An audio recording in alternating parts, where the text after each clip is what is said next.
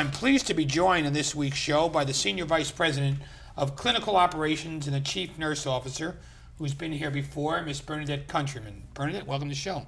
Thank you. And I'm also joined by the Director of Nursing, Ms. Mary McTeague. Mary, welcome to the show. Thank you.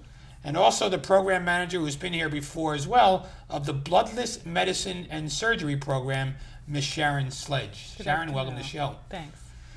Bernadette, why don't we start with you, the qualities of the overall nursing staff of Trinitas Hospital.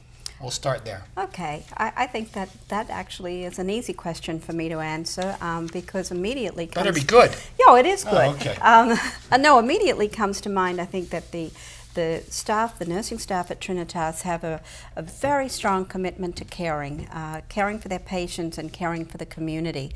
I think they also, and I would say these two ladies here certainly are examples of that, have a very strong commitment to continuing education and to being clinically competent and giving excellent care to our community.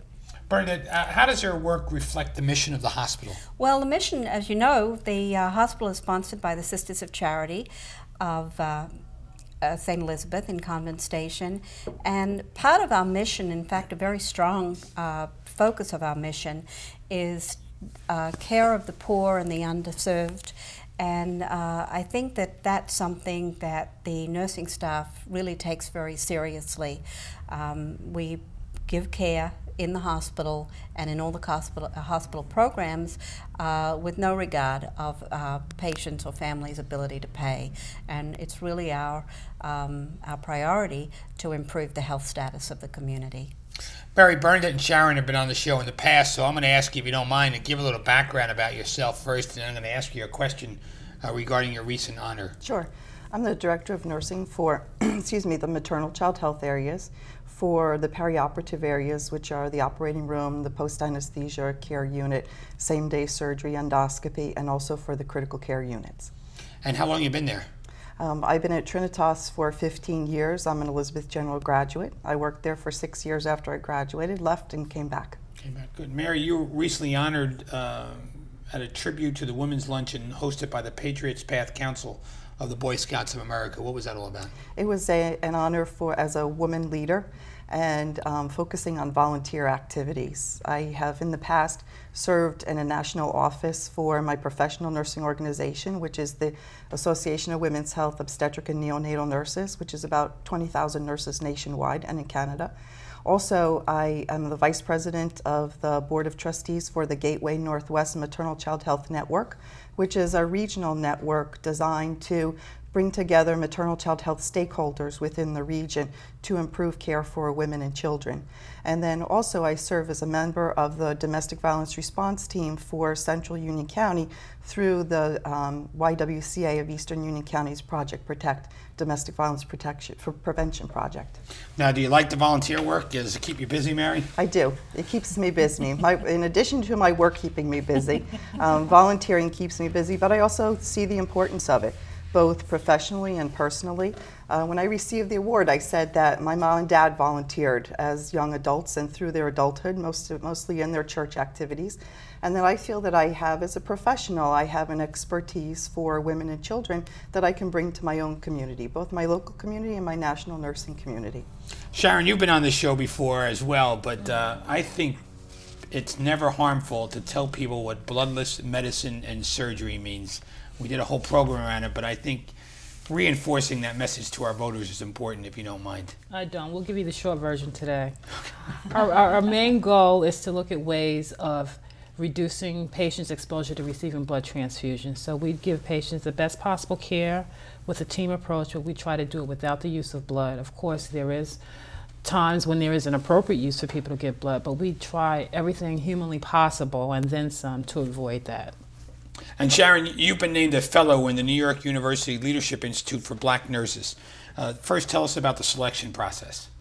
Before I tell you about the process, I just want to acknowledge one of my colleagues, Elizabeth Corshu, who's also a master's prepared nurse. She's our actually nurse manager of our inpatient renal unit. She couldn't be with us today, but she also was a fellow and one of my colleagues at this institute. She, along with myself, went through a very rigorous process. Did she buy you lunch to mention her name today because she couldn't make it, Sharon? Or what? She'd do the same for me. I know that. Of course. But we went through quite a rigorous process. We had a 4-page application to fill out, along with submitting copies of our resume. They really looked at our civic participation, as well as what professional organizations and activities we were involved in. We each had to select a leadership project that looked at some form of healthcare disparity, either within our organization and our community. And also, too, we needed letters of recommendations from our chief nursing officer and our direct supervisor, both of which are sitting to my right. So without their support, neither one of us would have been there. But What kind of projects did you and your partner select?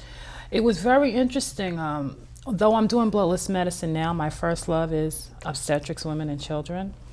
She didn't pay me to say that. But my project actually is looking at the antepartum patients, women in their during the course of their pregnancy, and tackling the issue of anemia.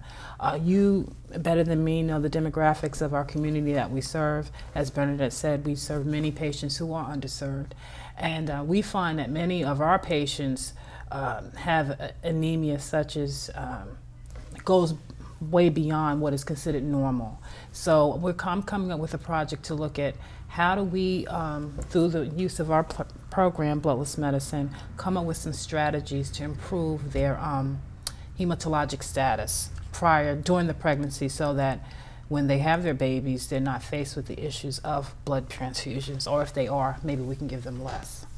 Good. And Sharon, the nursing professionals, how did you qualify for the program? You talked about a qualification in the beginning of your comments as well. Well, professionally, they looked at our experience, what we looked to gain out of the program. We had to, again, submit a community project. Elizabeth's project actually was related to looking at a cardiac myopathy during pregnancy. She's doing a project looking at that issue. But again, we had to already pretty much be proven that we had leadership potential. And this program is one that's going to further fine-tune the qualities that we already have. And it's all out of NYU? NYU, in partnership with HIP. HIP submitted a $110,000 grant. This is their second year in existence. We're the second cohort.